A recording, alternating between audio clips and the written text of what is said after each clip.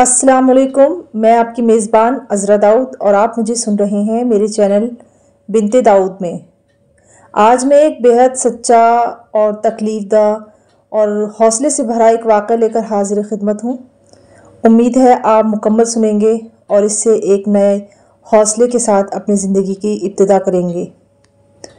ये वाक़या आज से तकरीबन 4-5 साल कबल है कि मेरे पास एक फ़ोन आया, या ये समझ लीजिए कि मेरे उससे काफ़ी अच्छी दोस्ती थी।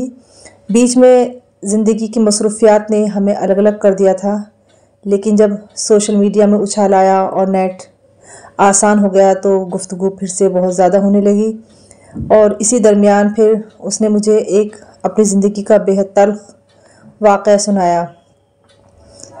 मैंने उसकी जब फ़ोटो देखे तो बड़ी अच्छी और ऐसा लग रहा था जैसे वक्त रुक गया है। दुबली पतली, खूबसूरत और हसीन तरीन तो वो हमेशा से थी ही, लेकिन अब उसे देखकर महसूस हो रहा था कि जिस तरह से वो तख्लीक़ी मराहिल से गुजरी, उसके बावजूद उसका जिस्म के नशे फराज वैसे ही थे, दुबली पतली।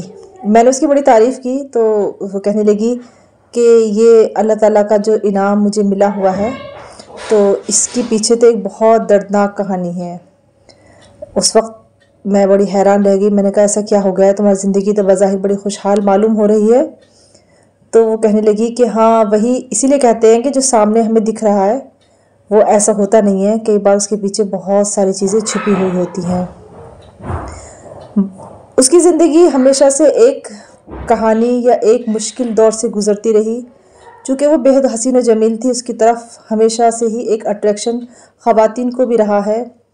और चूँकि बड़े अच्छे मजहबी माहौल से थी और पर्दे के साथ उसने तालीम हासिल करी थी, तो जब वो 9th क्लास में ही थी तो उसका रिश्ता तय हो गया। उसे खातून ने देखा और अपने इकलौते बेटे के लिए उसे मांग लिया। जब वो 10th में थी तो सब लड़कियां उसे बड़ा छेड़ती थी कि भाई बड़ी लक्की हो तुम और तुम्हारी मंगनी हो गई है। और जब वो 12th में आई तो वो मंगनी टूट गई। बहुत सारी वजूहात थी और जब वो टूटी तो वो काफ़ी हर्ट भी हुई, उदास। हम सब उसे कहने लगे कि भाई क्या हो गया, ऐसा सब क्यों हो गया? तो कहने लगे ये तो हमारी सोसाइटी ऐसी ही है, इतनी कम उम्र में बच्चियों की पहले मंगनियां हो जाती हैं, आप फिर डिस्टर्ब कर देते हैं और फिर इस तरह से। बहरहाल ये बड़ों के दरमियान ही था, बस ये तो उसकी एक ज़ात पे एक तरह से इसकी इंसल्ट थी जिसकी वजह से उसे अफसोस हुआ। बाकी कोई वाबस्तगी किसी भी किस्म की नहीं थी। उसके बाद ज़िंदगी यूँ ही रवा दवा होती रही। चंद दिनों में ही वो ठीक हो गई। उसके अंदर एक ख़ास बात ये थी कि एक तो वो बेहद हसीन थी और दूसरी ये कि वो बेहद लापरवाह। और तीसरी बात ये थी कि उसे अपनी ज़ात से बड़ी मोहब्बत थी। वो हर वक्त अपने आप को बहुत इम्पोर्टेंस देती थी। वो ख़ुद को हम करके बात करती थी, जबकि वो उस एरिया से हरगिज़ नहीं थी जहाँ पर हम का लफ्ज़ इस्तेमाल होता है। वो मेरठ और दिल्ली के इर्द गिर्द के इलाक़ों से ही ताल्लुक़ रखती थी, लेकिन वो शायद अपने आप को कुछ ख़ास महसूस करती थी तो वो ख़ुद को हम कहा करती थी। कई बार वो भूल भी जाती थी हम करना, तो वो मैं बोल दिया करती थी और हम उसका बड़ा मजाक उड़ाते थे कि आज तुमने हम बोलना भूल गई हो, तुम मैं बोल रही हो। बहरहाल उसकी ज़िंदगी अभी भी याद आ रही है, आंखों के सामने गुजरती है तो बड़ी मुस्कुराहट आती है। उसके बाद हम लोगों ने तालीम का सिलसिला मुनक़ता हो गया, अपनी ज़िंदगी में मसरूफ़ हो गए। फिर वक्त और हालात बदले और दोबारा से रब्ता हुआ तो कहने लगी कि मेरे 2 बच्चे हैं, एक बेटी एक बेटा। मैंने कहा, अच्छा तुम तो बड़ी माशाल्लाह बड़ी फैशन वाली फैमिली है, अल्लाह ताला ने तुम्हें दोनों चीज़ें अता फरमा दी हैं। कहने लगी, नहीं मेरे अंदर एक माँ है और मैं फिर चाहती थी कि मेरे यहाँ फिर से कोई औलाद हो, लेकिन वो हो नहीं सकती थी, मुमकिन नहीं थी। तो फिर उसके बाद उसने अपने जब वाक़या बयान करना शुरू किया तो कहने लगी कि मैं कई साल अपने शौहर के साथ बाहर मुल्क में रहकर आई हूँ, कई अरब ममालिक में रहकर आई हूँ और बहुत अच्छी ज़िंदगी जी जैसा चाहती थी, क्योंकि उससे पहले मेरी ज़िंदगी में बड़े मसाइल आए। मेरी खूबसूरती मेरे लिए एक तरह की दुश्मन बन गई थी। छोटी सी उम्र में मेरे साथ ज़्यादती हुई कि मेरी मंगनी करा दी गई, फिर मेरी मंगनी टूट गई। मुझे कई लोगों ने कहा कि अरे मंगनी टूट गई है, ऐसा वैसा एक बेइज्जती का सा माहौल बना रहा। फिर उसके बाद एक उससे बेहतर रिश्ता ढूंढने के लिए बड़ा वक्त लगा। मेरी और बीच में बहनें भी थीं। फिर अल्लाह ताला ने मुझ पर रहम किया और एक बहुत ही मोहब्बत करने वाला शौहर अता फरमाया। हालांकि शौहर उसके मुकाबिल का हरगिज़ नहीं था, लेकिन वो बहुत काबिल था। उसके बाद वो वापस हिंदुस्तान आ गई। उसके शौहर ने एक बहुत शानदार उसके लिए घर तामीर कराया और उसमें वो बहुत हंसी खुशी रहने लगी। کہنے لگی میرے یہاں ایک ملازمہ بھی رہتی ہے جو ہمہ وقتی ہے، اور چند ملازمائیں کل وقتی بھی ہیں جو آتی ہیں اور چلی جاتی ہیں، لیکن بہرحال کچن ایک ماں کے لیے بڑا کمپلسری ہوتا ہے، تو میں کچن میں اکثر کام کرتی رہتی تھی۔ اس دن بھی میں ایسا ہی کچھ کام کر رہی تھی اور میں نے دوپٹہ اوڑھ رکھا تھا، چونکہ جوائنٹ فیملی تھی تو مجھے کافی ادب سے رہنا پڑتا تھا۔ تو جو ہمارے سلیب بنے ہوئے ہوتے ہیں جو آج کل ماڈل کچن کہلاتے ہیں، اور اس میں جو لکڑیوں کا جو ورک ہوتا ہے اور وہ بالکل چولہے کے ایک دم اوپر ہوتا ہے، تو اس میں ہاتھ بڑھا بڑھا کے خواتین، چولہا نیچے جلتا رہتا ہے، ہاتھ بڑھا بڑھا کے اس میں سے چیزیں اٹھاتی رہتی ہیں، کیونکہ انہیں کھانا بنانے کے لیے بہت ساری چیزوں کی ضرورت ہوتی ہے۔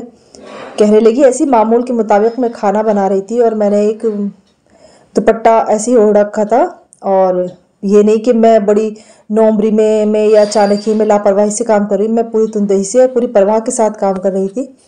تو میں نے ایسے ہی اوپر ہاتھ اٹھایا، وہ اللہ کا کرنا تھا، میرے دوپٹے میں آگ لگ گئی اور چند لمحوں کے اندر اندر وہ آگ میرے پورے جسم کو لپیٹ لے گئی، اور میں جس وقت کچن سے بھاگی ہوں تو یہ سمجھ لیجئے کہ میں پوری آگ کی لپٹوں میں گھری ہوئی تھی اور میرے اندر سے شعلے نکل رہے تھے۔ بہت مشکل سے میری آگ بجھی، جب بجھی تو میں بے ہوش ہو چکی تھی اور میں 70% جل چکی تھی۔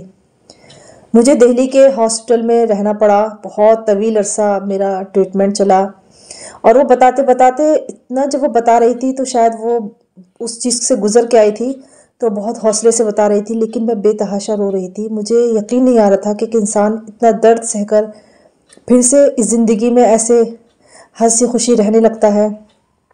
کہنے لگی ڈاکٹرز بھی کہا کرتے تھے کہ میرے بچنے کی بالکل امید نہیں ہے، لیکن میرے شوہر نے حوصلہ نہیں ہارا، اور اس نے بتایا کہ جلنے کا ہم نے بہت سارے واقعات سنے ہیں، اللہم اجرنی من النار، اللہم اجرنا من النار، کثرت سے پڑھیں کہ اللہ تعالی ہم سب کو جہنم کی آگ سے، کیونکہ یہ آگ بھی جہنم کی آگ کا ایک حصہ ہے جو وہ بہت معمولی سے، اللہ سب کی حفاظت فرمائے۔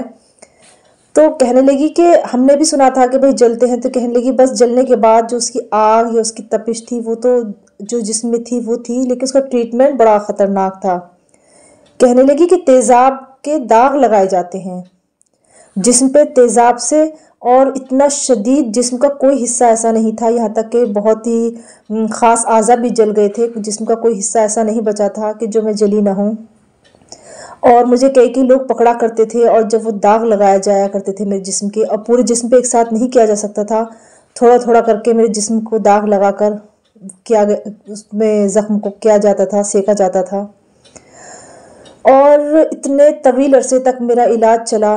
میں اندر سے مکمل بدل گئی، آج میری جسمانی گروتھ بالکل اس لیے رک گئی ہے، لیکن اللہ نے یہ رحم کیا کہ میرے ہاتھ پیر اور میرا چہرہ اور میری گردن پوری طرح سے سلامت رہی، اور اب میں اپنے جسم کو دیکھتی ہوں تو یقین نہیں آتا کہ یہ میرا جسم ہے، لیکن وہ ڈھکا ہوا ہے، اور میرے شوہر نے، اللہ تعالیٰ ان کی عمر دراز کرے، انہیں اس نیکی کا صلہ دے، مجھے کبھی احساس تک نہیں ہونے دیا کہ میں اندر سے اپنے جسم سے اتنی خراب یا بدصورت ہو گئی ہوں۔ میں دنیا کے سامنے آج بھی حسین دکھائی دیتی ہوں، اور میرے شوہر اس بات سے بہت خوش ہے۔ بعد میں میری طبیعت کافی بہتر ہو گئی اور میں زندگی کی دوڑ میں رواں دواں ہو گئی، میں شامل ہو گئی۔ اس کے بعد میری خواہش ہوئی کہ میرے ہاں پھر سے کوئی ایک نیا بچہ ہو، شاید میں اس میں لگ کر اپنے اس غم سے نکل جاؤں، بھول جاؤں، لیکن ڈاکٹرز نے کہا کہ آپ اندر سے اور باہر سے اتنی تبدیل ہو چکی ہیں کہ آپ اس طرح سے جاہلانہ حرکت نہ کریں۔ پھر اس کے باوجود بھی اللہ کا حکم ہوا اور مجھے چند دن کی خوشی ٹھہر گئی، لیکن وہ بہت زیادہ مشکل اور دقتوں سے بھری تھی۔ ڈاکٹرز نے مجھے پھر بہت ڈانٹا، میرا ٹریٹمنٹ ہوا اور میں ٹھیک ہو گئی۔ الحمدللہ آج میرے بچے بڑے ہو رہے ہیں اور میں بہت خوش ہوں، چونکہ وہ اسلامی تعلیم سے وابستہ تھی اور اللہ تعالیٰ نے اسے ایک حادثہ ایسا دیا، تو مجھے اتنا حیرت ہو رہی تھی، اور وہ بھی کہہ رہی تھی کہ عذرا جس طرح سے ہمیں دعائیں یاد کرائی جاتی ہیں کہ دعا کرو کہ اللہ تعالیٰ ہمیں جہنم کی آگ سے بچائے، تو اس دن کے بعد سے مجھے اس کی بات ایسے یاد رہتی ہے، اور میرے ذہن میں ہر وقت ایک بات رہتی ہے۔ میں جب بھی کچن میں جاتی ہوں تو میں اس آگ کو دیکھتی ہوں اور کہتی ہوں اللہم اجرنی من النار۔ جب مجھے ذاتی اپنے لیے دعا کرنی ہوتی ہے تو اس کے لیے لفظ استعمال ہوتا ہے صیغہ اجرنی، اور جب ہمیں تمام کل کائنات کے لیے دعا کرنی ہوتی ہے تو اس کے لیے کہتے ہیں اجرنا۔ تو کہتی تھی کہ یہ دعا بہت کثرت سے کرنی چاہیے، اور اب میں بھی بہت کثرت سے دعا کرتی ہوں، اور میں تمام سننے والوں سے کہتی ہوں کہ آپ بہت شدت سے دعا کریں کہ اللہم اجرنا من النار، اللہم اجرنا من النار، اللہم اجرنا من النار۔ اللہ ताला किसी को भी ऐसी सख्त आजमाइश में कभी मुब्तला ना करे। सबकी सेहत सलामत रहे, सबके बच्चे सलामत रहें, सबके घर सलामत रहें। और लेकिन मुझे इस तमाम वाक़यात में ये एक तो सबक है ही, लेकिन उससे ज़्यादा अच्छा सबक मुझे उसकी बात से मिला कि वो अपने आप से बड़ी खुश रहा करती थी। अब भी आज भी उसकी यही आदत है कि वो जब बात करती है तो वो इतनी खुश रहती है अपनी चीज़ों से। अब अपने वो जिस्म से बड़े खुश है कि मैं बहुत मेंटेन हूँ, मुझे दुनिया में तारीफ़ करती है। वो आज भी हम करके अपनी तारीफ़ में लगी रहती है। तो अल्लाह ताला ने शायद उसे ये आदत इसलिए अता की थी ताकि उसके आगे चल के काम आए और वो घुट घुट कर ना जिए बल्कि खुशहाली के साथ जिए। वो ज़िंदगी की दौड़ में बड़ी तेज़ी से रवा दवा है, बड़ी अच्छी ड्रेसिंग है, बहुत अच्छे से रहती है। मेरी अल्लाह से दुआ है कि हम सबको भी ऐसी बाहौसला और खुद से मोहब्बत करने वाला और अपनी नेमतों पर शुक्र अदा करने वाला बनाए। इसके साथ ही अपने मेज़बान को इजाज़त दीजिए। अल्लाह हाफिज़।